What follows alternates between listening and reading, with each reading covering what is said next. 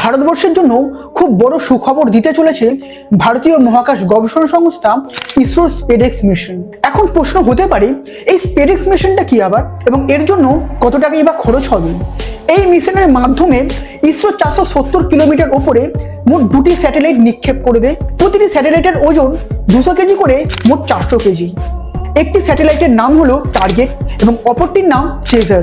এটি হলো একটি ডকিং সিস্টেম এবং এই সিস্টেমের মাধ্যমে দুটি স্যাটেলাইটকে মহাকাশে মার্জ বা যুক্ত করা হবে। এটি কিন্তু অত্যন্ত রিস্কফুল একটি কাজ, কারণ পৃথিবীর অনেক দেশ এই কাজ করতে ব্যর্থ হয়েছে এবং ছোট্ট একটি ভুল হলে দেশের এই স্পেস প্রোগ্রামের অনেক বড় ক্ষতি হতে পারে। এটি খুব বড় একটি জটিল প্রক্রিয়া, তাই 10 থেকে 11 দিন সময়ও লাগতে পারে। তবে ভারত যদি এই কাজটিকে সফলভাবে করতে পারে, তাহলে আমেরিকা, রাশিয়া, চায়নার পরই ভারত পৃথিবীর চতুর্থ দেশ হবে যার কাছে এই ডকিং সিস্টেমটা থাকবে।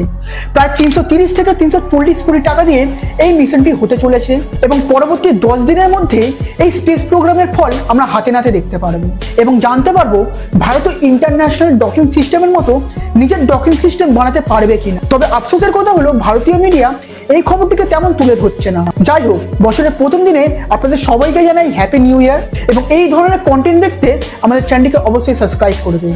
জয় হিন্দ।